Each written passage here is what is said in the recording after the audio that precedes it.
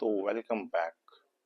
तो इससे पहले हमने बात की थी इंडक्टिव अप्रोच, रिसर्च में क्या होता है इंडक्टिव अप्रोच। आज इस वीडियो में हम बात करेंगे deductive approach. What is deductive approach?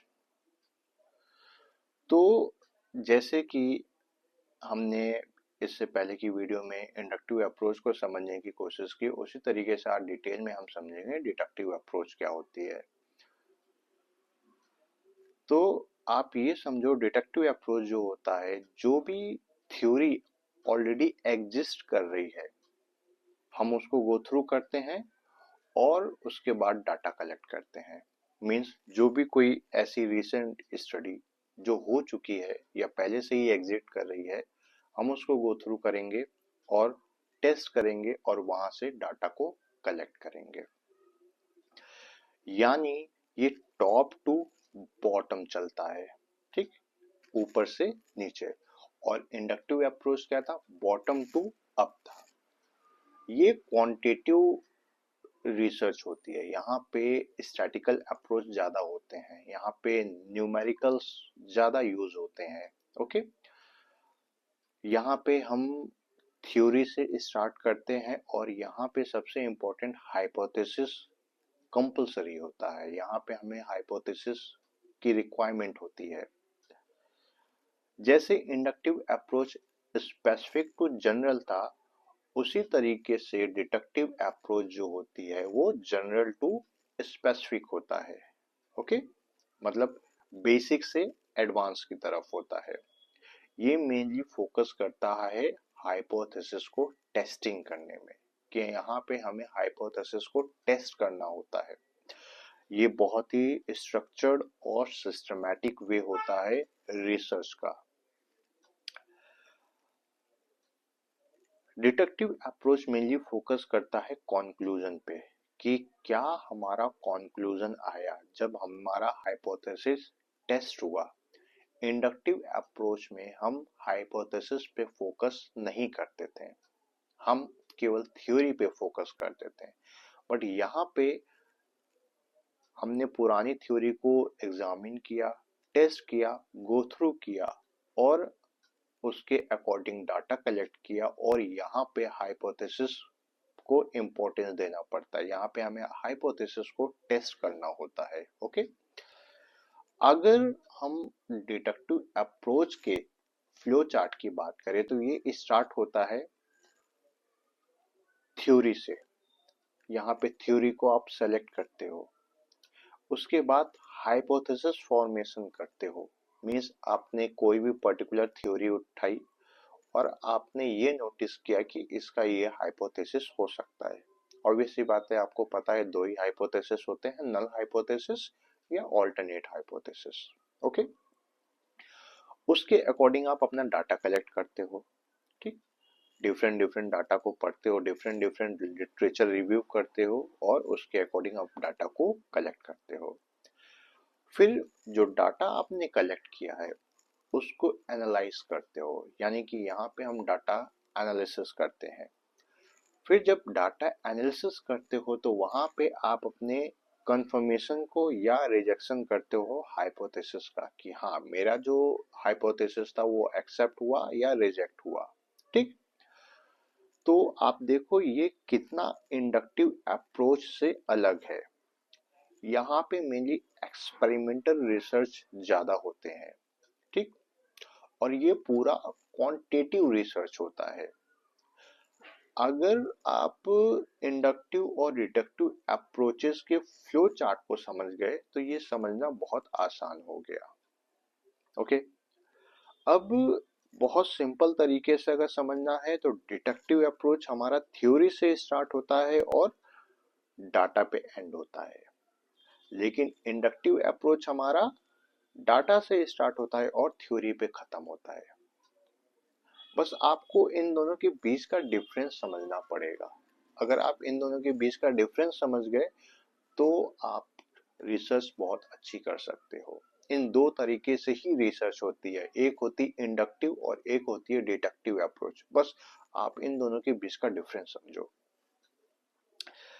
अब डिडक्टिव अप्रोच कब यूज करना है, सबसे बड़ा क्वेश्चन तो ये है जब कोई ऑलरेडी एक स्ट्रॉन्ग थ्योरी एग्जिस्ट कर रहा हो। ओके, अगर जब तक कोई थ्योरी एग्जिस्ट नहीं करेगी तो आप रिसर्च क्या करोगे। ओके, जैसे आज से 5 साल पहले कोविड नहीं था तो आप कैसे कोविड पे रिसर्च करते, नहीं हो पाती। आज कोविड के बारे में ऑलरेडी बहुत सारी रिसर्च पड़े हुए हैं, बहुत सारे डाटा पड़े हुए हैं, तो आप कोई भी एक डेटा या एक थ्योरी उठा के उस पर रिसर्च कर सकते हो। इट मीन्स कि ऑलरेडी उस पर कोई ना कोई थ्योरी होनी चाहिए, पहले से ही कोई नॉलेज होनी चाहिए, तभी तो आप कोई नॉलेज उससे जनरेट कर पाओगे। फिर दूसरा होता है कि यहाँ पे कॉज इफेक्ट रिलेशनशिप होता है, मीन्स यहाँ पे चीजें चेंज होती है, ठीक, जिसको बोलते हैं वेरिएबल को हम मैनिपुलेट कर पाते हैं, ठीक है। और यहाँ पे किस टाइप के रिसर्च होते हैं, मेनली एक्सपेरिमेंटल सर्वे रिसर्च यहाँ पे ज्यादा देखने को मिलते हैं। अब अगर एक एग्जाम्पल के थ्रू आप समझना चाहो डिडक्टिव अप्रोच को तो क्या हो सकता है। मैंने आपको एक थ्योरी दी कि रजिस्टेंट ट्रेनिंग मसल स्ट्रेंथ को इंक्रीज करता है। ओके, ये मेरी थ्योरी है। अब आपने जब थ्योरी पढ़ा तो अब आप क्या करोगे, आपने थ्योरी पढ़ा, अब आप यहाँ पे हाइपोथेसिस फॉर्मुलेट करोगे, उसके बाद क्या करोगे, डाटा कलेक्ट करोगे उसके रिगार्डिंग। जब आप डाटा कलेक्ट कर लोगे तो फिर उस डाटा को एनालिसिस भी करोगे, और जब उस डाटा को एनालिसिस कर लोगे तब जाके आपको दो चीज मिलेगी, या आपकी हाइपोथेसिस एक्सेप्ट होगी या रिजेक्ट होगी, या कंफर्मेशन मिलेगा या रिजेक्शन मिलेगा, ठीक। इस तरीके से आपका डिडक्टिव अप्रोच काम करता है।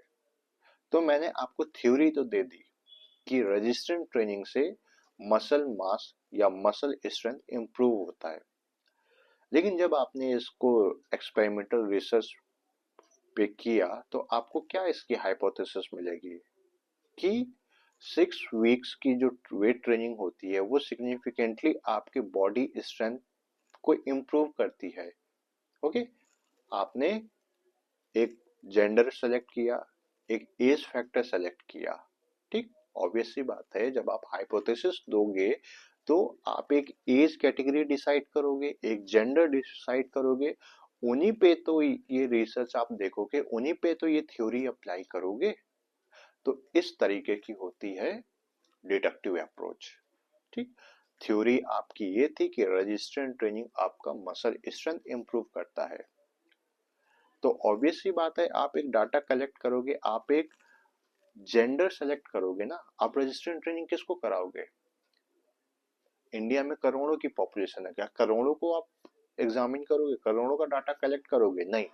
आप कुछ लोग को सेलेक्ट करोगे, वहां पे कुछ एज फैक्टर होगा, मान लिया 25 to 35 ईयर्स के लोगों पे आपने ये एक्सपेरिमेंट किया, और उन पे आपने नोटिस किया कि हाँ 6 वीक्स का आपने एक प्लान बनाया, एक टाइम पीरियड भी आप बनाओगे क्योंकि आपके पास टाइम पीरियड का बाउंडेशन होगा, और आपने देखा 6 वीक्स की ट्रेनिंग जो वेट ट्रेनिंग करता है तो उनमें मसल स्ट्रेंथ में इंप्रूवमेंट देखने को मिला, राइट।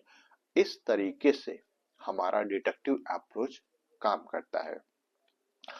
अगर इसको और एक शॉर्टकट तरीके में समझना चाहें तो डिडक्टिव अप्रोच का डायरेक्शन क्या होता है, जनरल से स्पेसिफिक। ओके, आपको एक थ्योरी दी गई है, एक जनरल थ्योरी दे दी गई, अब आपको उस थ्योरी से एक स्पेसिफिक चीज बतानी है, एक हाइपोथेसिस देना है कि ऐसा होता है तो क्यों होता है और क्या एविडेंस है। स्टार्टिंग पॉइंट क्या होती है इसकी, ऑब्वियस सी बात है थ्योरी से स्टार्ट होता है, और आउटकम्स कहाँ पे आता है, उस थ्योरी को टेस्ट करना कि जो मैंने थ्योरी उठाई है वो थ्योरी फाइनली एक्सेप्ट हुई या रिजेक्ट हुई। किस टाइप का रिसर्च होता है ये डिडक्टिव अप्रोच, तो ऑब्वियस सी बात है यहाँ पे क्वांटिटेटिव रिसर्च ज्यादा फोकस होता है ना कि क्वालिटेटिव। क्वालिटेटिव रिसर्च होता है हमारा इंडक्टिव अप्रोच में। फ्लेक्सिबिलिटी बहुत ज्यादा लो होती है, क्यों? क्योंकि यहाँ पे आपको बहुत ज़्यादा डीप स्टडी करनी होती है, डिफरेंट डिफरेंट लोगों के डाटा कलेक्ट करने होते हैं, प्री डाटा, पोस्ट डाटा, हर चीज़ कलेक्ट करना पड़ता है, इसलिए ये थोड़ा सा बहुत ज़्यादा कॉम्प्लिकेटेड हो जाता है। इसका जो नेचर होता है ये कंफर्मेटरी होता है, मीन्स जो भी आप थ्योरी स्टडी कर रहे थे ये उसको कंफर्म कर देता है कि हाँ ये जो थ्योरी आपने उठाई थी या जो पढ़ी थी वो सही है या गलत है, ये आपको कंफर्मेशन देता है। तो इस तरीके से हम रिसर्च को एग्जीक्यूट करते हैं, इंडक्टिव अप्रोच के थ्रू या डिडक्टिव अप्रोच के थ्रू।